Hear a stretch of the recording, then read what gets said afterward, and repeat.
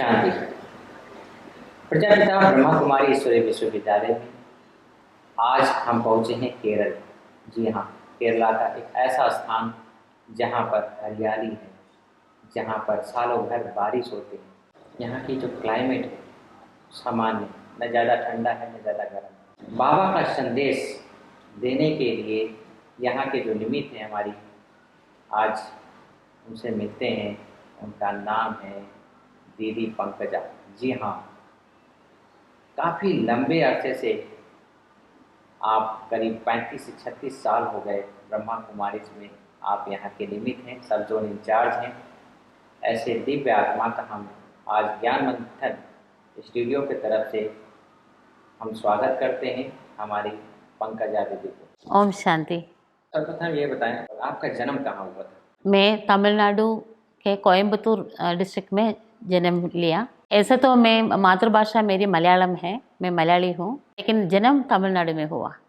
इसलिए मेरी सौभाग्य है कि तमिल और मलयालम दोनों बचपन से ही मुझे बहुत आदत हो गई है। दोनों भाषा एक साथ मैं यूज़ कर सकती हूँ। मुझे 4 भाइयाँ हैं, 3 बहनें हैं। माना हम 4 बहनें, टोटली हम 4 बहनें और 4 भाइयाँ हैं। और मेरी पढ़ाई मलयालम मीडियम स्कूल में हुई। बचपन में मेरी पिताजी मैं फ़र्स्ट हूँ ना, घर की फ़र्स्ट बेटी हूँ, इसलिए मुझे इंग्लिश मीडियम स्कूल में भर्ती किया। तो मेरी माँ को मुझे मलयालम सिखाना ज़रूरी थी, इसलिए माँ ने बाप से बहुत झगड़ा करके, मैंने बहुत बोल करके फिर 3 दिन के बाद मुझे मलयालम मीडियम स्कूल में भर्ती कराया। दीदी, आप अचानक ब्रह्मा कुमारी के संपर्क में कैसे आई? मेरे लौकिक घर वाले सभी पूजा पाठ भक्ति में बहुत चाहना रखने वाले थे। मेरी मम्मी बहुत अच्छी भगत थी। ज्ञान वगैरह नहीं है, लेकिन निस्वार्थ प्यार था माँ को, स्पेशली माँ को। तो बचपन से ही वो भक्ति का संस्कार हम सब में माँ ने डाला था। इसलिए मैं तो स्कूल में बहुत कहानियाँ, रामायण, महाभारत, भागवत सब स्कूल में भी पढ़ने के लिए मिलता था। तो मुझे थोड़ा भक्ति की तरफ के ज्ञान में भी थोड़ा इंटरेस्ट था। और उस समय मैं बहुत मेडिटेशन के बारे में सुनती थी कि मेडिटेशन करने से गुस्सा नहीं आएगा, मेडिटेशन करने से आलस्य से मुक्त हो जाएंगे, ऐसा बहुत सुनती थी। मैगज़ीन वगैरह पढ़ती थी, तो मैगज़ीन में जो मेडिटेशन करते थे वो लोग अपना सब अनुभव लिखते थे कि हमें मेडिटेशन करने से गुस्सा नहीं आता है, ऐसा वगैरह लिखता था। तो मैं पढ़ती थी। तो मैंने सोचा ये मेडिटेशन मुझे सीखना है, लेकिन मैगज़ीन में मेडिटेशन क्या है, कैसे करना होता है, उससे फ़ायदा क्या है लिखते थे, लेकिन वो क्या करना है और मन को एकाग्र करने के लिए हमें कैसे एकाग्रता मिलेगी, वो सब नहीं लिखते थे। तो उस समय मेरी माँ की एक फ्रेंड वो ब्रह्मा कुमारीज में जाते थे, तो उससे मिलना हुआ एक दिन। उसने बोला कि मैं 7 साल से मेडिटेशन कर रही हूँ। तो मैंने पूछा क्या मैंने मेडिटेशन माना क्या, कैसे करना। उसने थोड़ा एक्सप्लेन किया और मुझे बोला कि यहाँ ब्रह्मा कुमारीज का आश्रम है, मैं आपको ले जाती हूँ, डायरेक्ट उन लोगों से सुनने से अच्छा लगेगा करके। फिर उसने मुझे कोयम्बतूर की ब्रह्मा कुमारी शाखा में लेके गई। वहाँ अन्नपूर्णा बहन जी उस समय इंचार्ज थी, उसने मेरे से बात किया। और उस समय मैं नौकरी कर रही थी एक दुकान में, ऑफिस इंचार्ज होकर के। तो लंच ब्रेक में हम 4 बहनें थे वहाँ नौकरी करने वाले। तो हम 1984 की बात है। तो हम उधर रोज लंच ब्रेक में हम 4 एक ऑटो में वहाँ जाते थे और बेसिक क्लास सुने, तो मुझे अच्छा लगा। क्लासेस आपको अच्छा लगा, मेडिटेशन के बारे में आपको बचपन से जानकारी थी। आपने अपना जीवन, संपूर्ण जीवन परमात्मा की कार्य में लगाने का ये अचानक परिवर्तन आपके मन में कैसे आया? जब मैं ब्रह्मा कुमारीज में जाती थी, कोर्स सुना, उसके बाद कंटिन्यूस क्लास वगैरह सुनती थी। सुबह मेरे मन में कभी कुछ क्वेश्चन आता था या दिन में कुछ क्वेश्चन आता था, जब करेक्ट जवाब, उसका जवाब मुझे मुरली क्लास से मिलती थी। और वहाँ की बहनों की प्यार और अपनापन की एक भावना, अपनापन भावना, और जैसे कि अपने ही घर हैं, अपने ही बहनें हैं, ऐसी भावना, उससे मैं थोड़ा ब्रह्मा कुमारी बहनों से नज़दीक आ गई। और जब देखा कि मैंने ज्ञान सुनते ही देखा कि इससे जिसको जो चाहिए मिलता है मेडिटेशन प्रैक्टिस करने से, जैसे निश्चित फल मिल जाता है। हाँ, मन निश्चित फल मिल जाता है। मैं जैसे हम सुनते थे कि पुराणों में कि कल्प वृक्ष है, उसके नीचे बैठ के जो सोचता है वो होता है। ऐसे जिस व्यक्ति को जो चाहिए वो मिल रहा है। मुझे ज्ञान की बहुत प्यास थी, तो मुझे ज्ञान की गहराई समझ में आने लगा। और जिसको मनोबल चाहिए उसको मनोबल मिल जाता है। तो मैंने सभी के जीवन देखा कि वो सबके जीवन में जो चाहिए उनको उनको भी मालूम नहीं हो उनको वो चाहिए, मुझे भी मालूम नहीं था मुझे क्या चाहिए, लेकिन जो आने वाले हैं उनको जो चाहिए वो मिल रहा है। और जो रोगी है उसका हीलिंग हो जाता है, स्वस्थ हो जाते हैं, नेगेटिव थॉट से बच जाते हैं। सबसे ज़्यादा कि सबका मनोबल बढ़ता है। तो जब मनोबल बढ़ने से हम कुछ भी कार्य हम एफिशिएंटली कर सकते हैं ना। तो मैंने सोचा कि अगर इससे अनेक व्यक्तियों का लाभ होता है इस संस्था से, तो क्यों ना मेरे जीवन भी इस संस्था की सेवा की तरफ सफल करूं। क्यों एक दो चार जनों के लिए अपनी जीवन ऐसा ही बिताऊं। इससे अच्छा कि बहुत ज़्यादा लोगों की काम आवे हमारे जीवन। और सबसे नंबर वन की ईश्वर की प्राप्ति होती है। और अगर इससे बढ़िया और कुछ नहीं है ना, इसलिए मैंने सोचा कि मेरे जीवन ऐसा ही इसके लिए ही होनी चाहिए।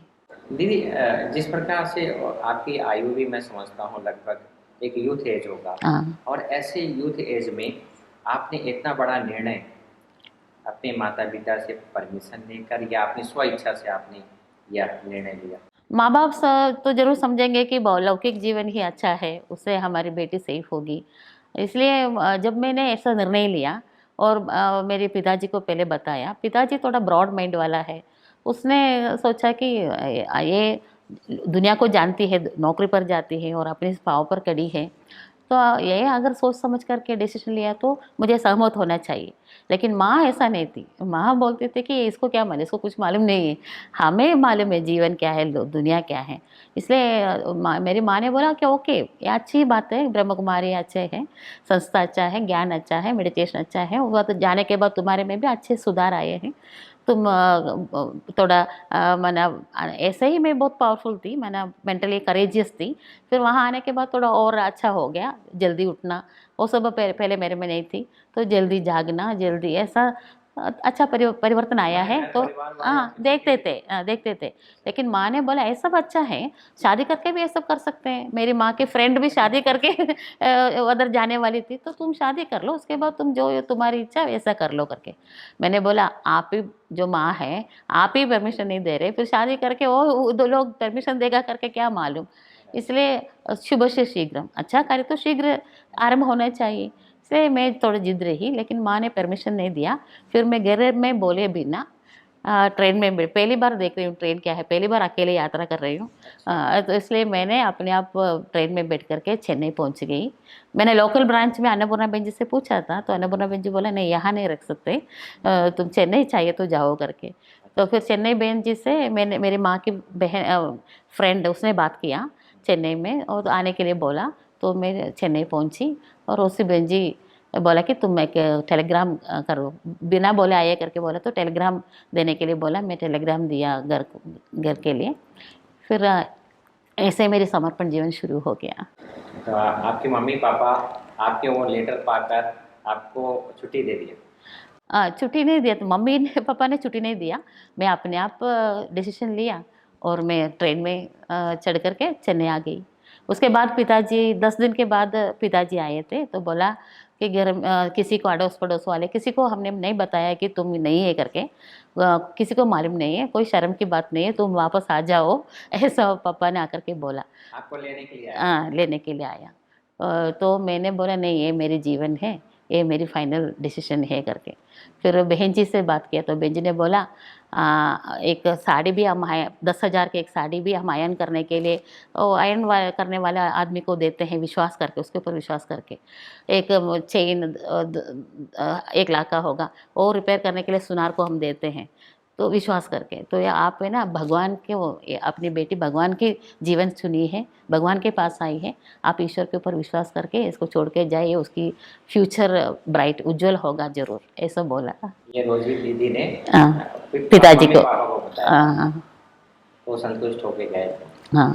दीदी, आपने काफ़ी लंबा समय तक आपने इस यात्रा को पार किया और फिर आप चेन्नई से अचानक आपका झुकाव जो है केरला में, ये अचानक कैसा परिवर्तन आया? चेन्नई में 4.5 साल में रही रोसी बहन जी, लक्ष्मी बहन जी की गाइडेंस के अंदर। मेरे जीवन का ये माने बहुत बड़ा सौभाग्य है कि रोसी बहन जी, लक्ष्मी जी उस समय 40 साल के तपस्वियां थे। तो मेरे को मैं ज्ञान मिलने के मैंने सितंबर में ज्ञान में आई 1984, और मैं 1985 में समर्पित हुई। और डेली क्लास में नहीं जाती थी, हफ्ते में सिर्फ संडे संडे जाती थी। इसलिए मुझे ज्ञान इतना स्पष्ट नहीं था। कोई अच्छा कार्य है करके मालूम था, लेकिन इतनी ग्रेट है आज मैं ब्रह्मा कुमारी को जो समझती हूँ, इतना मैं उस समय नहीं समझा था। जस्ट तो मेरे बातचीत को समझ करके रोसी बहन जी ने बोला था, तुम बहुत लकी हो, भगवान की पुकार सुने करके। मैंने अपनी समझ से नहीं आई है करके, ज्ञान समझ करके नहीं आई है, लक से आई हो, ऐसा बहन जी ने बोला कि भगवान की पुकार तुमने सुनी ऐसा। लेकिन ब्रह्मा कुमारी में चेन्नई में आते ही मैंने ज्ञान सुन करके, मंथन करके, मनन करके, फिर धारण करके, उसमें जो मिस्टेक है उसके सुधार करके, फिर चेंज करके, ऐसा करना नहीं पड़ा। सिर्फ स्ट्रेट उसके जीवन से मेरे जीवन में ज्ञान उतारने का सौभाग्य मुझे मिला। मैं खुश हूँ कि हर कल्प के लिए मेरा ये रोल फिक्स है कि लाइफ से लाइफ में ट्रांसफ़र हो गया है, ज्ञान धारणा से ट्रांसफ़र हो गया है। फिर 4.5 साल में वहाँ रह कर के मुझे बड़ों से सब कुछ डायरेक्टली सीखना पड़ा। सेंटर क्या है, जिज्ञासु क्या है, ज्ञान कैसे बोलना होता है, क्या ज्ञान कैसे धारणा करनी होती है, हर बात में। घर में एक चाय तक भी बनाना मुझे नहीं आता था। आज अगर मैं कुछ हूँ तो सब बड़ों की देन है। रोसी बहन जी, लक्ष्मी जी डायरेक्ट मम्मा बाबा का पालना लिए हुए तपस्विनियाँ हैं, उनकी डायरेक्ट पालना मुझे मिला। ये मेरी ब्राह्मण जीवन का सबसे बड़ा सौभाग्य है। 4.5 साल के बाद एक मॉरल अवेकनिंग यूथ रैली रखा था 1989 में। बहन जी ने मुझे भेजा, मुंबई से स्टार्ट करके तमिलनाडु की तरफ पूरा करके केरला की तरफ से फिर चेन्नई में वो फिनाले, उसमें मैं जॉइन हुई थी। तो केरला में मलयालम चाहिए ना, इसलिए केरला की सेवा करने के लिए। तो उस रैली में जब मैं केरला में आई थी, तो केरला में सभी जगह में प्रोग्राम्स था। वो प्रोग्राम्स आयोजन करने के लिए भी मुझे यही भेजा था, यहाँ पर सभी से मिल करके। हम 5 बहनें आए थे, 2 भाइयाँ 3 बहनें, बीनू बहन, मैं, और त्रिवांड्रम की अभी की मिनी बहन, और चेन्नई में अभी है श्रीनिवास भाई और एक आनंद भाई, हम सब आए थे। तो उसमें से बीनू बहन नॉर्थ इंडिया वाली, बाकी हम चारों को मलयालम मालूम है, इसलिए बहन जी ने हमें केरला की तरफ भेजा सेवा करने के लिए। तो हर जगह ऑर्गेनाइज भी हमने ही किया और भाषण भी हम ही कर रहे थे। और उसमें रैली में थोड़े मधुबन के एक रिप्रेजेंटेटिव थे, सब थे, तो उसका अनुवाद करना भी मुझे चांस मिला था।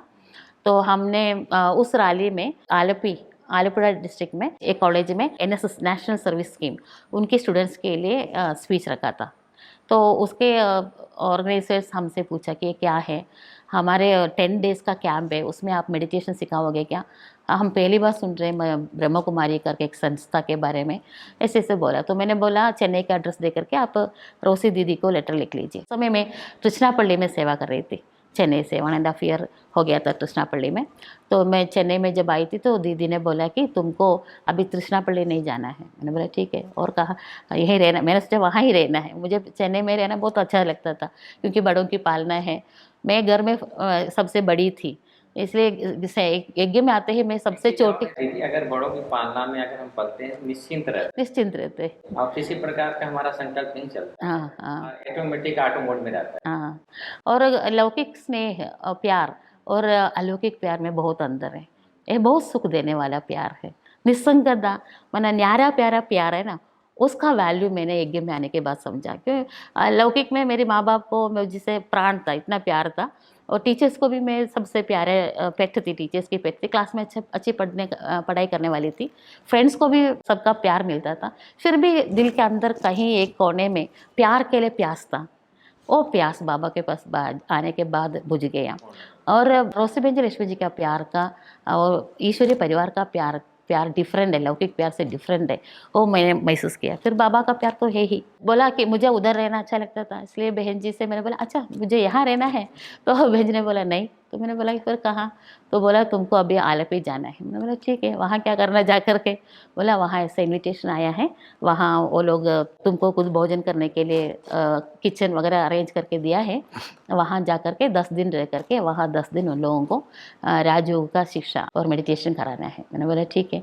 वो लोग ही टिकट वगैरह बना करके भेजा हुआ था और मेरे साथ उस समय कल्पना बेन करके मुंबई की वहाँ चेन्नई में आई हुई थी, तो बहन जी ने बोला उसको भी मेरे साथ भेजा था। हम दोनों आकर के एक प्रोफेसर वो कैंप के कारण उधर रहते हैं कॉलेज में, उसका स्टे, और उसकी वाइफ का घर तिरुवल्ला में है, वो वाइफ बच्चे तिरुवल्ला में गए थे, उनका घर ऐसा ही था, तो वहाँ हमें रखा था और सब सामान वेजिटेबल्स वगैरह सब रखा हुआ था, सब नए नए बर्तन वगैरह। फिर हम वहाँ रह कर के भोजन बना के बाबा को भोग लगाते थे, सुबह शाम 2 टाइम कैंप में जा कर के, बाजू में ही था, पैदल जा सकते हैं, लेकिन वो लोग गाड़ी से लेके जाते थे और फिर वहाँ क्लास करते थे।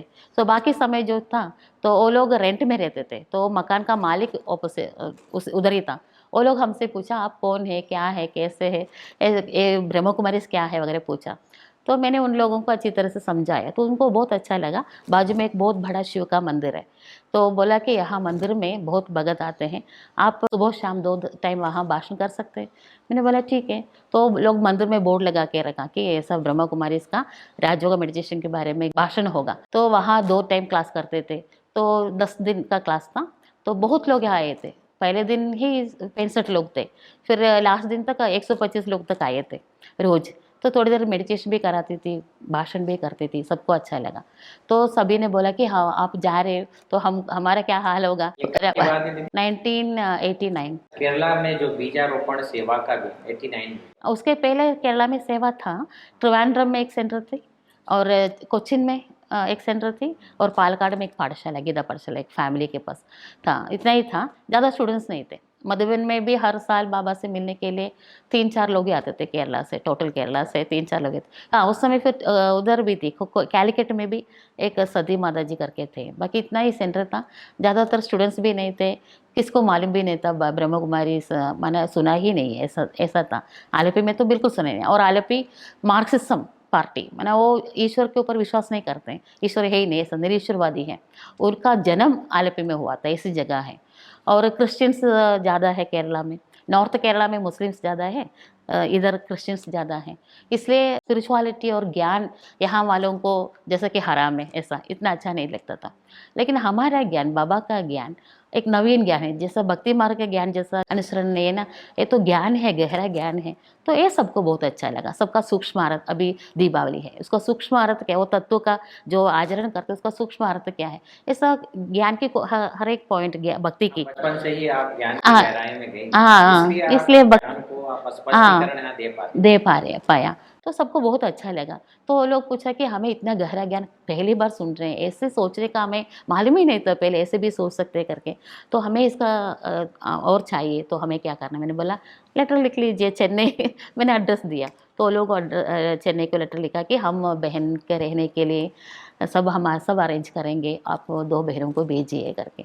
तो बहन जी ने बोला तुम अभी तुझी, उस समय मैं तुझी में सेवा कर रही थी, अभी वहाँ जाना है करके। फिर यहाँ आई और सभी मंदिरों में भाषण, पहले मैंने भाषण रखा क्योंकि एग्जीबिशन एक्सप्लेन करने के लिए कोई है ही नहीं, तो एग्जीबिशन नहीं रख सकते, इसलिए हर जगह में जा कर के मंदिरों में, स्कूल कॉलेजेस में और क्लब्स में, और हर एक ऑफिस में एक क्लब होता है। ऐसे ऐसे रोज़ सुबह 10 बजे बैग लेकर के, पानी का बॉटल लेकर के, लंच बॉक्स लेकर के निकलती थी, 5 बजे तक सेवा करके किसी किसी से मिल करके वापस आती थी। तब तक अकेले उस समय, और एक बहन थी मेरे पास, हम दोनों मिलकर, छोटी बहन थी, हम दोनों मिल करके सब सेवा करते थे। पैदल ही जाते थे ज़्यादातर, सब जगह सीखना है ना, और पैसा बहुत कम खर्चा करना था उस समय, इकोनॉमी से चलना था। इतना तक कि हम दूध डाल करके चाय नहीं पीते थे, इलायची का पाउडर होता है, एक पिंच छोटा सा इलायची पाउडर और शक्कर डाल करके ब्लैक टी, इतना टेस्टी है उस समय पानी भी इतना टेस्टी लगता था, क्योंकि गोब गोबिया है ना हम, तो बाबा के वो एक्स्ट्रा प्यार, एक्स्ट्रा मदद, सेवा की इकोनॉमी और सेवा की इतना आशीर्वाद मिलती है इतनी लोगों से, बाबा से, बड़ी बहनों से, तो दुआओं से हाँ, भरपूर हो जाए। भरपूर हो जाते थे कि पानी भी तीर्थ जैसा लगता था, पानी भी इतना टेस्टी लगता था। हाँ, इसलिए जीवन बहुत इकोनॉमी से चलती थी, जहाँ ऑटो में जाना है पैदल जाती थी, जहाँ नहीं तो बस में जाती थी, बाकी ज़्यादा खर्चा नहीं करती थी, ऑटो वगैरह नहीं जाती थी। ऐसा मैंने बहुत इकोनॉमी से चलता था, लेकिन बहन जी मेरे को बोलती थी कि तुमको जो चाहिए ले लो। लेकिन मैंने सोचा कि यहाँ की सेवा कर रही है तो यहाँ से निकलना चाहिए। इसलिए बहन जी जब मैं आई थी उस समय 1000 रुपये मैंने बहुत बड़ी अमाउंट है, तो 1000 रुपये मुझे दे करके भेजा। लेकिन जब शिवरात्रि के झंडारोहण के लिए लक्ष्मी बहन जी, रोज बहन जी आए थे, तो मैं वो 1000 रुपये उसको वापस दिया, तो बोला ये क्या तुमको बहुत अहंकार है इसलिए तुम वापस दे रही हो करके ऐसा बोला। मैंने कुछ खर्चा करने की जरूरत नहीं पड़ा कि वहाँ से सब कुछ मिल रहा था, सब कुछ बहुत उस समय तो फरिश्ता जैसा उड़ रही थी, इतना आशीर्वाद की शक्ति, बड़ों की दुआएं बड़ों और की। सेवाओं का जो हाँ पुण्य जमा था। हाँ, तो मैं समझती थी कि बड़ी बहनों की शुभ संकल्प उसमें बहुत शक्ति है, तो मैं बोलती थी कि आपकी शुभ संकल्प, तो बहन जी बोलती थी हम तो सिर्फ संकल्प करने वाले और काम करने वाली तुम हो, ऐसा बोलती थी बहन जी। हमारी माना हम जो करते उसकी मेहनत का वर्णन करते थे, और हमको मालूम है कि उनकी दवाई, उनकी दुआ कितने अच्छा इसीलिए काम करती है करती। दोस्तों, जीवन में उतार चढ़ाव पे आते हैं, धूप छांव भी आता है, इसके बावजूद भी अपने कर्तव्य पालन पे टिक रहना, अचल अडोल बनाए रखना अपने आप को, वो हमने देखा पंकजा दीदी जब उन्होंने केरला आने का निश्चय किया और हमारी रोजी दीदी ने इनको 1000 रुपया, मात्र 1000, थोड़ा सा राशन पानी दे दिया कि आप जाओ। जैसे ब्रह्मा बाबा ने दादियों को भेज दिया कि आप भारत के कोने कोने में जाओ, बाबा का मैसेज दो, ऐसे हमारी पंकजा दीदी को रोजी दीदी ने 1000 रुपया स्टोव दिया था और कुछ राशन पानी। तब से आज दिन तक एक ही लक्ष्य रखा, हर एक को बाबा का मैसेज देना। आप इनके वचन से सुन रहे होंगे इनके जीवन में कितनी ज्ञान की गहराई है, न अपने अंदर भी लाई हैं और दूसरों को भी बांट दी। रोजी दीदी की पालना इतनी थी, तो रोजी दीदी के अंदर में कौन कौन से ऐसे गुण आपने देखे जो आपको ये चीज़ लगा कि दीदी वो तो ऐसी है?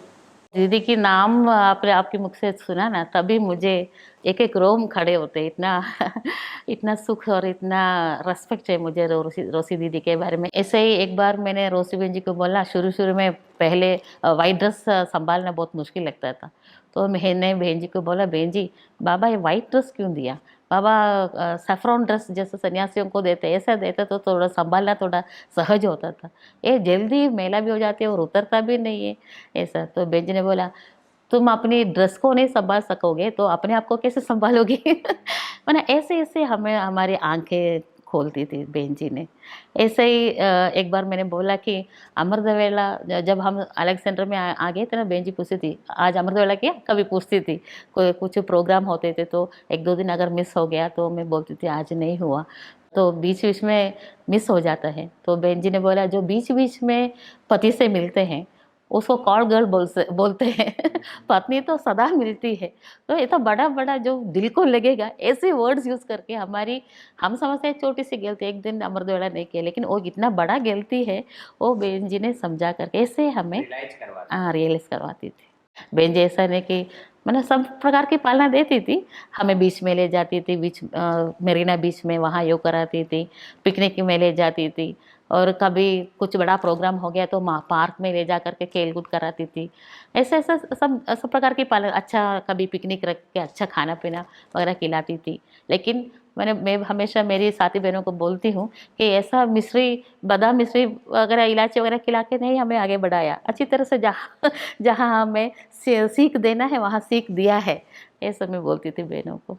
एक बार मैंने कहीं सेवा करके आई थी, मेरे साथ एक भाई भी था, तो मैं आकर के, चेन्नई है ना इसलिए अच्छी तरह से धूप है, मैं आते ही 12:30 बजे होगा शायद, तो मैं आते ही फ्रिज से आइस लेकर के पानी में डाल करके मैं ग्लास में आकर लेकर के पी रही थी। तो बहन जी जब आई थी तो मैंने बोला बहन जी देखिए बहुत धूप है बाहर, ऐसा बोला। तुम उस भाई को पानी पिलाया? मैंने बोला नहीं। उस भाई को पानी पिलाए बिना तुम कैसे पी सकती हो, ऐसा बहन जी ने पूछा। उस दिन मेरे जीवन में धारणा हुई कि जहाँ पहले जो साथ वो तुम तो कभी भी आकर के पानी उठा करके पी सकते हो, वो अंदर आ सकते हैं क्या? हाँ, वो अंदर आ सकते हैं, तो पहले तुम्हें उनका क्या लाना चाहिए। तो उससे मैंने सीखा जीवन भर ऐसी ऐसी धारणाएं जो बहन जी ने दिया, ऐसी ऐसी धारणाएं मुझे बहुत काम आया है। एक बार थोड़ा दूर एक जगह सुबह डेली सुबह क्लास में करती थी, कराने जाती थी। 5:30 बजे नहा के जाती थी। 1 घंटा बस में जाना है, फिर मोरले क्लास के बाद मैं वापस आती थी। तो एक बार एकदम बारिश था, तो मैं जब गई थी एक ही माता जी आई थी क्लास में। तो आने के बाद तुरंत हम सब रिपोर्ट देते थे बहन जी को। 10:30 बजे 11 बज गया था वापस आने में। तो बहन जी को बोला कि बहन जी सिर्फ एक परमेश्वरी माता जी आई और कोई नहीं आया, ऐसा बोला। तो बहन जी ने बोला एक एक नहीं है, 1 करोड़ है। 1 करोड़ों में से एक बाबा का बच्ची बनती, वो भी इतनी बारिश में, जो कोई भी नहीं आया, वो आई ना। तो जो पॉजिटिव देखो वो आई ना, और वो एक नहीं 1 करोड़। तो केरला में जब मैं सेवा में आई थी, कभी कभी बहुत कम लोग आते थे, किसी प्रोग्राम बहुत मेहनत करके हम प्रोग्राम रखे होंगे, लेकिन बहुत कम लोग आए होंगे, तो मैं समझती थी ये 5 नहीं है, 5 लाख है, 5 करोड़ है। तो वो मुझे हमेशा सिर्फ 5 ही आए, तो फिर सेवा का उमंग चला जाता था।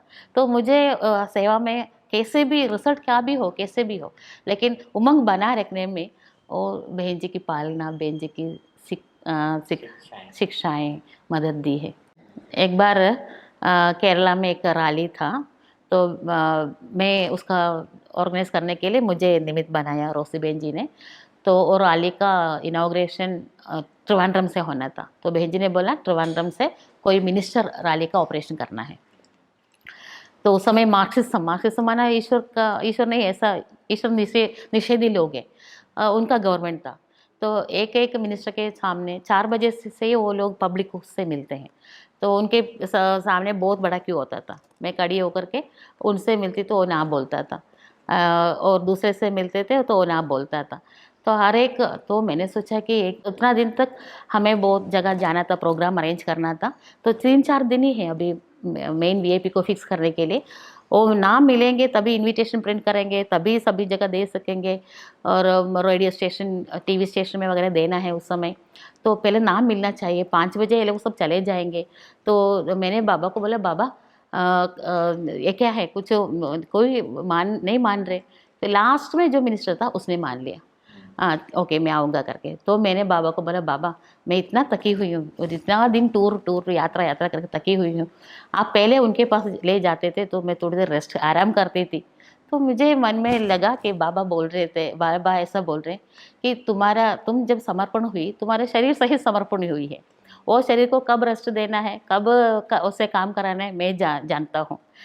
अगर वो मैं पहले तुम उनके पास जाते थे और हाँ बोलते थे, तुम किसी के पास जाते ही नहीं थे, तो उन लोगों को संदेश ही नहीं मिलता था बाबा का। भले वो ना बोला, लेकिन संदेश तो मिला ना। हम जो प्रोग्राम कर रहे हैं उसका पूरा हमें एक्सप्लेन किया उनको, वो सुना ना। तो उसके लिए नहीं तो एक एग्जीबिशन रख के लोगों को बुला सकते थे। एग्जीबिशन रख के ये आएगा क्या? इतना करोड़ खर्चा करके, मैंने इतना लाखों खर्चा करके इतना बड़ा प्रोग्राम बाबा ने आयोजन किया इन लोगों को संदेश देने के लिए। इसलिए तुम ऐसा नहीं सोचते। मैंने सोचा सचमुच बाबा का प्लान अलग है और हमारी सोच अलग है। एक बार मैं बाबा को भोग लगा रही थी, तो उस दिन सब्जी में मैंने नमक नहीं डाला था। ये साई भाजी था, तो साई भाजी में पहले नमक डालेंगे ना, पानी पानी हो जाएगा, ऐसे लास्ट में नमक डालती हूँ। तो भोग बाबा के पास भोग ले गई, बाबा को खिला रही, तब याद आया कि इसमें नमक नहीं है। तो मैंने बोला बाबा को कोई बात नहीं, नमक नमक है बिगर आज आप खा लेना। तो बाबा बोल रहे थे एक सब्जी तुम ठीक ढंग से नहीं बना सकते हो तो तुम अपने आप को कैसे बनाओगे। मैंने तब बाबा हमेशा राइट वे में हमें सोचने का, हम ऐसा चल रहे हैं, अगर पाव ऐसा रखा तो नहीं ऐसा रखो, ऐसा बाबा का मदद हमेशा अनुभव किया। और योग से ही मिलता है। एक बार 5 साल के बाद मुझे टीचर्स बैज मिला। तो मधुबन में उस समय हम टीचर्स को प्रकाश मणि दास जी अपने हाथ से बैज लगा के देती है। तो मुझे बहुत भावना थी बैज के ऊपर और बहुत अच्छा लगा, बहुत अच्छा स्पिरिचुअल वाइब्रेशन दादी जी से मुझे में आ रहे हैं, ऐसा मैंने अनुभव किया। रात को वो बैच डालते हुए ऐसा ही सोई। फिर सुबह स्नान करने के लिए फिर उतारना पड़ेगा ना, उतारा। फिर मैंने ऐसा ही बैग में रखा, सूटकेस में रखा। चेन्नई में आई और चेन्नई में बहन जी को सब कुछ बताया। हमें हमेशा ऐसा ही स्नान करने के पहले रोसी बहन जी के पास आकर के सब बातें बताते थे, जैसे बच्चे स्कूल से आकर के सब बातें माँ बाप को बताते ना, ऐसा सब बताया। और नेक्स्ट डे सुबह 6, 6:30 से 7 बजे तक योग में मुझे बोला कि गद्दी में बैठ करके योग करना। 2 बहनें बैठते हैं, तो मुझे बोला, एक मैं थी, गद्दी में बैठ करके योग करना। तो मैंने 6:15 बजे तक तैयार होकर के बैज हाथ में लेकर के आई और बहन जी को बोला कि मुझे लगा के देना। तो बहन जी मुझे लगा, अच्छी तरह से दृष्टि दे करके लगा के दिया। उसके बाद मैंने बहन जी को बोला, बहन जी now I am Rajyoga teacher, ऐसा बोला। मैं राजयोगा टीचर हूँ, ऐसा बहुत घरों से बोला। तो बहन जी ने बोला, हाँ अभी से लेकर के तुम राजयोगा टीचर हो, ऐसा। माना मैं तो घरों से बोला कि मैं राजयोगा टीचर हूँ अभी से, लेकिन बेंजी ने बोला एक टाइटल नहीं है, Rajyoga teacher is not a title, it's a duty. ये तुम्हारी ड्यूटी है। अभी तुम जो कुछ भी करोगे ना, तुम दूसरों के लिए एग्जाम्पल हो, तो तुम्हारी कर्म ऐसा होनी चाहिए। मैंने वो याद दिलाते हुए, मैंने वो अर्थ मन में रखते हुए बोला, हाँ now from now onwards your a Rajyoga teacher, ऐसा मैंने जो बोला वही बोला, बाकी उसका अर्थ बहुत गहरा था। ऐसा हर बात का, हमारी अच्छाई का हो या हमारी बुराई का हो, हर बात को हमें अच्छी तरह से स्पष्टीकरण देती थी रोसी बहन जी। इसलिए उनकी अंडर में, उसकी आंखों के नीचे पलना, ये हम राजयोगी जीवन के लिए, हम साधना पूर्वक जीवन के लिए सौभाग्य है और एक बहुत बड़ा फाउंडेशन बन गया। एक बार ऐसे ही था, किसी ने किसी बहन के बारे में बोला, इसलिए वो बहन थोड़ा दुखी है, थोड़ा और रो रही है, ऐसा कुछ बोला। तो मैंने बोला कि बहन कैसे रो सकती है, मैंने ऐसा, वो सीनियर बहन है, उसकी सीनियर बहन है, उससे मैंने बोला बच्चे इस कारण के लिए वो बहन कैसे रो सकती है, कैसे, ऐसा पूछा। तुम तो बड़ों के सामने पली हो ना, इसलिए तुम्हारे में ऐसी धारणा है। वो ऐसा, उसको वो सौभाग्य नहीं मिला ना, वो समर्पण होते ही थोड़े दिनों में ही उसको सेंटर दिया गया है, इसलिए वो ज्ञान सुनाती है, लेकिन इतना गहरा धारणा क्या होती है वो देखा नहीं है ना, इसलिए तुम्हारे जैसा कभी भी उससे एक्सपेक्ट नहीं कर सकते करके बोला। तब मैंने समझा कि बड़ों की पालना क्या है, हाँ पालना क्या, वो करके दिखाया। और हमें हर नेगेटिविटी को भी, हमारी जो गलतियों का भी एकदम डीप रीति समझाते थे। एक बार कुछ हुआ तो मैंने बोला, मैं थोड़ा केयरलेस थी, तो बोला केयरलेस हो, ऐसा मुझे कुछ सुनाया। तो मैंने बोला बहन जी ये मेरी नेचर है, ऐसा बोला। तो बहन जी ने बोला तुम्हारी नेचर वो है, तुम किसकी बच्ची हो, रावण का या शिव बाबा का? मैंने बोला शिव बाबा का। तो शिव बाबा का नेचर तुम्हारी नेचर है या रावण का नेचर? तो मैंने बोला शिव बाबा का नेचर। तो शिव बाबा का नेचर है केयरलेसनेस है क्या? माना ऐसा हमें स्पष्ट दिखाते थे कि वो मेरी नेचर नहीं, हाँ वो मेरी नेचर नहीं। और एक बार कुछ बात हुआ तो मैंने बोला बहन जी कुछ भी मेरा नहीं है, ऐसा बोला। शिव बाबा, बोला शिव बाबा मेरा है। तो शिव बाबा अगर तुम्हारा है तो जो कुछ शिव बाबा का है वो सब तुम्हारा है, ऐसा। तो हम जो कुछ भी बोलते थे, कभी कभी नेगेटिव रीति से हम बोलते कि कुछ भी मेरा नहीं है, तो उसका पॉजिटिव साइड बहन जी दिखाते थे। अगर नेगेटिव रीति से हम बोलते सब कुछ मेरा, तो उसका पॉजिटिव राइट सेंस में दिखाते थे। ऐसा हर बात का फर्स्ट हमें समझाने बेसिक रीति से हमें मिला, और आज तक हम मुझे चला रही है, ऐसा मैं समझती हूँ। दीदी, जो आप यहाँ केरला में एक नया सेंटर जब आपका यहाँ खुला, उसके जो बीच का अंतराल है, शुरू बीच से, केरला में बीच से 3 जिला संभालती हो आप, और आपके पास 60 बहनें भी, और गीता पाठशालाएँ भी हैं, और भाई भी हैं, सारे बना एक छोटे से बीज से आज इतना बड़ा वृक्ष आपने तैयार किया, और सब जोन इंचार्ज भी आप हैं। तो ये छोटा सा आप बताएं कि नीचे से और ऊपर तक की चढ़ाई, इसमें कौन कौन से वैल्यूज आपने अपनाए? एक मुझे अच्छी तरह से मालूम है कि करण करावन हर बाबा है, और मुझ में कुछ क्वालिटीज़ है, जन्म में अभी कुछ क्वालिटीज़ है, बाबा के बाद आने के बाद भी कुछ क्वालिटीज़ है, और बड़ों से भी बहुत कुछ सीखी हूँ। तो कुछ भी जो कुछ भी है एक बाबा की देन है, बड़ों की देन है। मेरे एक्सपीरियंस से, जैसे कि बड़े बड़े हॉस्पिटल या ब्रिज या कुछ भी बनाते हैं गवर्नमेंट, तो सब कुछ तैयार करके फिर सिर्फ रिबन कटिंग के लिए किसी को बुलाते हैं, वीआईपीस को बुलाते हैं और रिबन कट करते हैं। ऐसा ही मेरे जीवन में आज तक मुझे खुशी है, केरला के बहुत सारे जिला में सेवा चालू करने के लिए मुझे निमित्त बनाया। ट्रिवांड्रम में, पालक्काड में और इधर कोल्लम, आलपी, सब जगह कोट्टयम, सब जगह में सेवा शुरू करने के लिए बाबा ने मुझे निमित्त बनाए, बाबा ने मुझे चांस दिया। मेरे से हो सकता है कि उम्मीद रखकर बाबा ने मुझे यूज़ किया। करण करावनहार सब कुछ कर रहे हैं, हम तो सिर्फ रिबन कटिंग करते हैं। हम आने के कुछ किसी से मिलने के जाने के पहले ही उसके मन में कुछ ऐसा होगा, उसका कुछ ऐसा अनुभव मिला होगा कि हमें मिलते ही वो पूरी तरह से कोऑपरेशन देते हैं हर जगह में। और हमारे इंस्टीट्यूशन और हमारे लक्ष्य और हमारी सेवा सब इतना अच्छे हैं कि क्रिश्चियंस हो, ईश्वर के ऊपर विश्वास ना करने वाले हो, इस्लाम धर्म के हो, और कैसे भी व्यक्ति हो, लेकिन हमें संपूर्ण कोऑपरेशन देते हैं क्योंकि हमारी संस्था की वैल्यूज़ और हमारे ज्ञान की इतना डीप ज्ञान है, इतना फर्स्ट क्लास ज्ञान है। हमें विश्वास करने वाला नहीं होगा, लेकिन हमारे कार्य के ऊपर उनको बहुत भावना है, रेस्पेक्ट है, अच्छा कार्य है, इससे सबका सहयोग मिलती है। दीदी, आप अपने इस कार्य को सदा निर्विघ्न रखती हैं और जो आपके साथी हैं उन्हें भी आप निर्विघ्न बनाते हैं। इसमें सबसे बड़ा योगदान आपकी अपनी दिनचर्या का है। तो सुबह से लेकर शाम तक की आपकी दिनचर्या क्या है? जैसे हम ब्राह्मणों का दिनचर्या अमृत वेला से शुरू होती है, मैं भी अमृत वेला योग का, जैसे हम साकार में मधुबन में बाबा जब आते थे तो बाबा से मिलते थे, इतनी शक्ति हमें फीलिंग होती थी। जितना समय तक बाबा है उतना समय तक अच्छी तरह से एनर्जी हमारे में फ्लो हो रहे ऐसे हम समझते थे। और उसके बाद जैसे कि यहाँ से कश्मीर तक दौड़ने के लिए बोलेंगे तो भी हम दौड़ेंगे, इतना शरीर में भी इतना एनर्जी आ जाती है। ऐसी एनर्जी हर अमृत वेले हमें मिलती है। डायरेक्ट बाबा से मिलन मनाते हैं ना, उसी समान का एनर्जी। और अमृत वेला योग, मुरली क्लास, उसका अध्ययन और ट्रैफिक कंट्रोल योग, नुमाशाम योग, रात को सोने के पहले मेडिटेशन, और हमारे बाबा के घर के पानी भी तीर्थ है, और भोजन 3 बार क्या 4 बार हम प्रसाद खाते हैं। तो इस सब से बहुत अच्छा एनर्जी मिलती है, मजबूत बनती है। दीदी, आपकी हॉबी क्या है? मुझे बचपन से रीडिंग बहुत अच्छा था, पढ़ाई रीडिंग हैबिट बहुत अच्छी थी। चश्मा लगाने के बाद थोड़ा सा कम हुआ है, लेकिन फिर भी सोते समय भी, ट्रैवलिंग करते समय भी मैं कुछ ना कुछ पढ़ती थी। इसलिए मधुबन जब जाना होता था, सब जोन केरला से मैं अकेली जा रही हूँ, सब जोन इंचार्ज की भट्टी में, तो सभी पूछते हैं कि आप अकेले। मैं बोला मुझे अकेले यात्रा करना बहुत अच्छा लगता है, क्योंकि बाबा और मैं किसी को समय शेयर करने की ज़रूरत नहीं है ना, बाबा का साथ रह सकते और पढ़ाई नंबर 1 हॉबी पढ़ाई और गार्डनिंग, प्लांट्स मुझे बहुत अच्छा लगता है।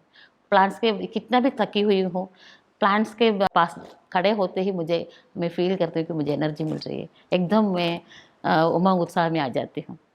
गार्डनिंग अच्छा लगता है। दीदी, जब हम भक्ति मार्ग में थे तो भगवान को तुम ही हो माता पिता सखा बंधु कहते थे, लेकिन ज्ञान मार्ग में आने के बाद वह हमारा सचमुच में माता पिता। इसको आप कौन कौन सा समय में कैसे कैसे क्या फील करती हो? तो मेरा माता भी है, पिता भी है, सखा भी है। जीवन हमारा योगी जीवन है, लेकिन संबंधों का जो सुख है परमात्मा का, वो आप कहाँ कहाँ यूज करते हैं? मुझे बाबा को पिता के रूप में याद करना बहुत एकदम अच्छा लगता है। और माँ तो है ही है। लौकिक में भी हम माँ बाप के सुख पाए हैं, प्यार का सुख पाए हैं, लेकिन मेरे पिताजी जब शरीर छोड़ा तब साधारण लोगों को तो लगेगा कि मैं अनाथ हूँ, लेकिन उस समय मुझे पिता का प्यार ज़्यादा अनुभव हुआ। और फुल डे मैं बाबा से किसी न किसी संबंध, जैसे कि मुरली सुनते के समय, मुरली सुनाने के समय भी बाबा सुना रहे हैं, मैं भी स्टूडेंट हूँ।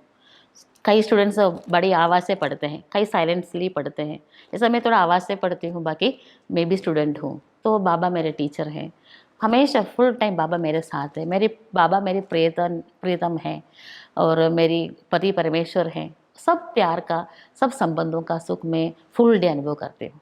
दीदी, हमारे इस ब्राह्मण जीवन में हमारी निमित्त जो होती हैं वो दादियाँ हैं। तो आपने दादियों की कितनी पालना, उनकी कुछ पालना का अनुभव सुना है? मेरी नाम पंकजा, डिफरेंट नाम, मैंने ऐसा नाम ज़्यादा किसी को नहीं है। और उस समय मधुबन में पंकजा नाम की एक बहन थी, इसलिए सब मुझे नाम से जानते हैं। फर्स्ट भट्टी अटेंड करने के लिए मैं मधुबन पांडव में उस समय थे, ट्रेनिंग सेंटर में रहती थी, आई थी। तो हम नहा धो करके तैयार होकर के बाबा के कमरे में वगैरह बैठ करके, उस समय दादियाँ सब मिलते थे, तमिलनाडु से जो आए हैं सब आओ मिले ऐसा। उसके बाद जब हम सोने गए तो मेरे साथ एक बहन है, हम दोनों सखे लिए थे। उसने हम दोनों डिसाइड किया कि सुबह 3 से 5 बजे तक बाबा के कमरे में बैठ करके योग करेंगे। हम दोनों ने डिसाइड किया 3 बजे। तो 2:30 को हम दोनों उठे और फेस वॉश करके फ्रेश होकर के हम आ रहे थे, तो उस बहन ने बोला कि हम चाय पी करके जाएंगे। तो मैंने बोला ठीक है। तो हम दोनों चाय पीने के लिए वहाँ चाय भंडारे में गए। वहाँ जहाँ रख के वहाँ गए तो वहाँ रेडी नहीं है। तो बहन ने बोला हमारे पास कटोरी ग्लास है, तो हम जाएंगे वहाँ, जब बन करके आएगा ना उसी समय हम लेकर के पी के फिर बाबा के कमरे में जाएंगे। हम जब आए थे तो वहाँ चाय बन रहा था। मैं सीधा अंदर जा रही थी तो बहन ने मुझे खींच करके दरवाजे पर खड़ा कराया। नहीं नहीं, वहाँ सिर्फ भाई लोग हैं तो हम अंदर नहीं जाना, हम यहाँ खड़ा रहेंगे करके। उस समय मैंने देखा प्रकाशमणि दादी जी आई। तो हम दोनों को वहाँ देख के पूछा आप लोग यहाँ क्या कर रहे हो? तो थोड़ा गंभीर शब्द से पूछा, यहाँ का क्या कर रहे हो? क्योंकि इस समय कोई भाई बहनें नहीं है, उस समय सिर्फ भाई लोग हैं वहाँ हैं और हम बहनें वहाँ खड़ा रहना दादी को बिल्कुल पसंद नहीं आया। तो ऐसे थोड़ा गंभीर स्वर से पूछा क्या कर रहे हो? बोला चाय पीने के लिए। तो बोला चाय तो वहाँ मिलती है। मैंने बोला वहाँ नहीं आया है। तो दादी ने अच्छा बड़ी प्यार से बोला अच्छा, और दादी अंदर गई और भाई लोग चाय बना रहे थे। दादी जैसे ही दृष्टि दी, कुछ बोला नहीं। और दादी अंदर गई तो बहन ने बोला हम भी जाएंगे दादी के साथ। फिर हम दोनों दादी के साथ अंदर आए थे। तो चाय उबल रहा था, तो भाई लोग चाय उसमें लेकर के हमारे ग्लास में डाल के दिए, हम चले गए। नेक्स्ट डे लेकर के 2:30 को चाय वहाँ मिलती थी। ये है दादी जी की एडमिनिस्ट्रेशन, करके दिखाती थी। उसको क्या काम है कि 2:30 को उधर आना, किचन में आना, क्या काम है? तो दादी जी बोलकर मैंने देखा कुछ बोला ही नहीं दादी जी, लेकिन दादी जी का प्रेजेंस, दादी जी का दृष्टि, नेक्स्ट डे लेकर के चाय वहाँ मिलती थी। ये है तो वो उससे मैंने सीखा कि ऐसा करना है। ऐसा मैंने दादी जी की पालना। और मधुबन मैंने देखा सभी एकदम सेटिस्फाइड, लेकिन जहाँ बोलना है वहाँ बोलती थी, जहाँ प्रेजेंट होना वहाँ प्रेजेंट होती थी। तो वो सब मैंने मधुबन में नहीं थी, लेकिन जब भी मधुबन में आती थी मैं देखती थी कि दादी कार्य कैसे करा रही है, कैसे चला रही है को। तो ऐसे पालना। और जब हम मधुबन से वापस आते थे भट्टी के बाद में या कैसे पार्टी को लेकर के, तो दादी जी बाकी पहनती थी और कुछ ना कुछ अच्छी तरह से कोई अच्छा पॉइंट देती थी। नेक्स्ट टाइम आने तक वो प्रैक्टिस करने के लिए एकदम अच्छा पॉइंट मिलती थी, ऐसा करना ऐसे करना, कोई पॉइंट वो इतना हमारे दिल को लग जाती थी। ऐसी पॉइंट्स अच्छा उपदेश दे करके हमें बेचती थी। यदि यहाँ की वीआईपी की सेवा, जो वीआईपी लोग आते हैं उसकी सेवा कैसे करते हैं? कुछ ना कुछ प्रोग्राम हम रखते हैं, उस समय उन लोगों को हम इनवाइट करते हैं फंक्शन प्रोग्राम के लिए, और उन लोग भी अपने कुछ प्रोग्राम में हमें भी इनवाइट करते हैं। और राखी के समय हम राखी बांधने जाते हैं, झंडारोहण के लिए बुलाते हैं। ऐसा मौके पर ये पीस को इंक्लूड कर लेते हैं और उन लोगों के बीच बीच में कुछ गेट टुगेदर रखते हैं। तो हमारे ज्ञान से, हमारी मेडिटेशन से, हमारी प्यार से वो लोग एकदम अट्रैक्टेड हैं। मिनिस्टर्स भी बोलते हैं, हम भी एक मिनिस्टर हैं, वो बोलता है कि लोग हमारे से ये चाहिए वो चाहिए करके आके हमेशा कुछ ना कुछ कंप्लेंट लेकर के आते हैं। सबका माना मुरझा हुआ चेहरा हमको देखने को मिलता है। हंसती हुई चेहरा सिर्फ ब्रह्मा कुमारियों को ही हमें देखने को मिलता है। इससे अगर कुछ काम नहीं है तो भी हफ्ते में एक बार आकर के आप अपनी हंसमुख दिखाना, ऐसा बोलते हैं कि स्वार्थ हम उनके पास जाते हैं ना, कुछ चाहिए करके नहीं जाते हैं। वो सब उनको कन्विंस कर लेते हैं और वो लोग अट्रैक्टेड है बाबा की सेवा में। मैंने देखा बहुत सारे अवार्ड भी मिले। हाँ, ये अवार्ड कहाँ से कैसे मिले? एक बार मुझे रोटरी क्लब ऑफ ट्रिवांड्रम वालों ने अवार्ड दिया, पूजनीय वनिता ऐसा। और वो उस समय का स्पीकर के द्वारा मिला था वो अवार्ड, रोटरी क्लब ने दिया। दूसरी बार अंबेडकर का एक इंस्टीट्यूशन है, वो लोगों ने गवर्नर के द्वारा, उस समय शंकर नारायण कुछ गवर्नर था, उनके हिज एक्सेलेंसी के द्वारा एक अवार्ड दिया कि एक्सेलेंट स्पोक्समैन, ऐसा अवार्ड दिया। यहाँ का क्रिश्चियन ऑर्गेनाइजेशन है एक, सोशल सर्विस करने वाले, वो लोग भी वुमेंस डे के दिन एक बार एक अवार्ड दिया। ऐसा बहुत सारा मिला हुआ है, ये मुख्य है। यदि अपने निर्विघ्न जीवन को बनाए रखने के लिए कौन कौन से उपाय अपनाती हो आप? यहाँ ज्ञान, योग, धारणा, सेवा, इससे तो हमें बाबा की दुआएं, बड़ों की दुआएं, साथियों की दुआएं, स्टूडेंट्स की सब दुआएं मिलती हैं। वो दुआएं हमें बिना मेहनत सब कुछ करने के लिए निर्विघ्न बनाते हैं हमारी धारणा। और बाबा हमेशा बोलते हैं ना, अगर इन चार्ज है तो इंचार्ज इस सहज रीति से इंचार्ज बन सकते हैं। तो वो इंचार्ज इनको चार्ज करने में अगर हम अंडरलाइन करेंगे, उसको प्रायोरिटी देंगे, तो जीवन निर्विघ्न हो ही जाएगा। और मेडिटेशन, उसके लिए अमृत वेला मिस नहीं करना, मुरली मिस नहीं करना, और हर चीज़ को ज्ञान के दृष्टिकोण से देखना, ज्ञान के दृष्टिकोण से उसे समझना। और अब मुझे करेक्शन देने का समय कभी चला गया, मुझे अपने आप को चेंज करना है, मुझे एग्जाम्पल बन करके जो दूसरों से हम एक्सपेक्ट करते हैं वो मुझे करके दिखाना है, मुझे परिवर्तन होना है। दीदी का है ना, एक चुप सौ सुख, कुछ देखा तो भी चुप रहना, बोलना नहीं है, उसे सौ सुख मिलता है। और वो लोग जो सामने वाले अपने आप समझ भी जाते हैं और सहयोग देते भी हैं, सबका सहयोग मिलता है। सहयोग मिलने से निर्विघ्न इसीलिए जा सकते हैं, आगे आगे बढ़ सकते हैं। आज बाबा का आना नहीं, अब एक बाप दादा का समझो ऊपर से ही सब काम हो रहा है वाईफाई से। तो ऐसे समय पर कई ब्राह्मण आत्माओं के मन में संकल्प चल रहे हैं कि कहीं और बाबा आ रहे हैं तो वहाँ जाएं। इस तरह से उनके संकल्प चलते हैं, इधर बाबा हैं, उधर बाबा हैं, विदेश में बाबा आ रहे हैं। इस तरह के संकल्पों से हम अपने आप को कैसे निर्विघ्न बनाएं, कैसे छुटकारा पाएं, इसके ऊपर आप प्रकाश डालें और उन्हें एक नया मार्गदर्शन दें। शिव बाबा तो हमारे माँ बाप हैं। जैसे माँ बाप बच्चों की उन्नति का रिस्पॉन्सिबिलिटी माँ बाप के ऊपर है, ऐसा शिव बाबा के ऊपर हमारी रिस्पॉन्सिबिलिटी है। अगर इधर बाबा आ रहे, उधर बाबा आ रहे, तो जरूर बाबा बताता था, जरूर। जो निमित्त बहनें हैं, अभी मोहिनी दीदी हैं, मधुबन में रुक्मिणी दीदी हैं, किसी के द्वारा कम से कम संदेश तो भेजता कि मैं वहाँ आ रहा हूँ, बच्चे तुम लोग वहाँ आ जाओ, ऐसा बोलता। वो सब हमने भी देखा, इतने सालों में हमने देखा। क्षणिक थोड़े दिनों के लिए है, बस 2 साल या 1 साल 6 महीना, उसके बाद उसका सच तो सच है, और स्थायी है, शाश्वत है, अनश्वर है। झूठ को कितना दिन चल सकता है झूठ। और हम अगर हमारी समय, हमारी एनर्जी, हमारी जीवन उसमें 6 महीने इधर, 1 साल उधर, ऐसा हम वेस्ट करेंगे संगम युग में, फिर हम कब कमाई करेंगे? हमें मालूम है बाबा एक है, बाबा का कार्य एक है, यज्ञ है एक है। हमें हमेशा यज्ञ में जुड़े रहना, उसमें ही यज्ञ की, और हमारी पर्सनल उन्नति उसमें ही है, ऐसा समझ करके हम अभी वेस्ट करने का समय नहीं है, ये सफल करने का समय चल रहा है संगम युग।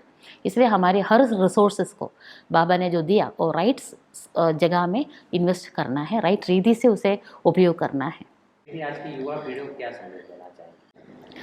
जैसे फ्रीडम फाइट्स के समय गांधी जी समझा कि अभी भारत की स्वतंत्रता है, तो सारी दुनिया को अपने साथ इकट्ठा करके उसी विषय में श्रद्धा फोकस किया। और आज दुनिया फेस कर रही है मूल्यों की क्षुधि, वैल्यू इरोशन। तो धर्म को कहीं से पकड़ करके कहीं स्थापन नहीं कर सकता। हमारे जीवन में अगर है तो दूसरे हमारे साथ ऑटोमेटिकली जुड़ जाएंगे, जिस समय जिसको आना है आते रहेंगे, और हम बाबा का कार्य, बाबा को प्रत्यक्ष कर सकेंगे। सत्युग, धर्म, सत्य, नीति, न्याय की दुनिया हम स्थापन कर सकते हैं। तो हम युवा को बोल रहे हैं कि आज the need of the our is values. हमारी चित्त, वृत्ति, दृष्टि, भाव, हमारे बोल, कर्म, सब में कोई ना कोई आत्मा का 7 गुण है ना, इस 7 गुण में कोई ना कोई एक गुण प्रकट हो जावे, प्रत्यक्ष हो जावे। कुछ एक बोल में भी वो प्यार को मिक्स करें, शांति को मिक्स करें, नम्रता को मिक्स करें। मैंने हम जो कार्य कर रहे हैं, हम जो सोच रहे हैं, उन सब में आत्मा के मूल गुण, निज गुण को मिक्स करें, आंतरिक गुणों को बाहर लावें। बस इतना ही करना है, और कुछ ज़्यादा कुछ करने का ज़रूरत नहीं है। आत्मा अभिमानी होकर के हमें कर्म करना है, बाबा के प्यार में लिप्त होकर के हमें हमारे कर्तव्य को निभाना है। दोस्तों, आज जिस प्रकार से पंकजा दीदी ने अपने जीवन गाथा में बहुत ही सहज भाव से इस जीवन यात्रा का वर्णन सुनाया, वास्तव में कहते हैं संघर्ष ही जीवन है, लेकिन इन्होंने अपने जीवन को संघर्ष नहीं बल्कि मौज का जीवन बिताया। अगर हम समझे कि संघर्ष है तो ज़्यादा दिन तक नहीं चलती है जीवन। युद्ध में ज़्यादा नहीं, हम युद्ध ज़्यादा नहीं चल सकते, लेकिन मौज का जीवन सदा चलता है। इनके शुरू से ही एक संकल्प जो रहा, संस्कार रहा, जो आप कहेंगे कि ज्ञान की गहराइयों में जाकर ज्ञान में एक एक हीरे मोती लेकर आना, उसी एक संस्कार के कारण परिस्थितियां आती और चली जाती, और अपने जीवन को ये निर्विघ्न बनाए रखी और बहुत स्मूथ रीति से आज ये सेवाधारी बनकर बाबा की सेवा कर रही हैं। किसी प्रकार का कोई आडंबर नहीं, कोई दिखावा नहीं, किसी प्रकार का कह सकते हैं अहंकार नहीं। किसी को अहंकार भी आ जाता है, कुछ पोस्ट में पहुंच जाते हैं तो अहंकार भी नहीं। मैंने खुद देखा कि पंकजा दीदी सुबह से लेकर शाम तक सेवाधारी बनकर सबके साथ मिलजुल कर रहती हैं, एक आम सेवाधारी की तरह। तो दोस्तों मैं यही कहना चाहूँगा कि जैसे हमारी पंकजा दीदी हैं, ऐसे बहुत सारी ऐसी बहनें हैं जो अपने पुरुषार्थ में थोड़ा ढीलापन लेकर आई हैं। हम चाहेंगे कि अंतिम समय में थोड़ा सा अपने आप को पुरुषार्थ में अपने आप को अलर्ट बनाएं। इस एपिसोड से थोड़ा से भी आपको कुछ जीवन में परिवर्तन करने को मिले, जरूर आप परिवर्तन करें और इस एपिसोड का फीडबैक भी दें, ताकि आने वाले जो भी मेहमान हैं, चाहे बाबा के बच्चे हैं, आने वाले जो बाबा के बच्चे हैं, एक नए एपिसोड में फिर एक नए व्यक्तित्व के साथ आपको फिर हम मुलाकात कराएंगे। तब तक के लिए ओम शांति। शांति।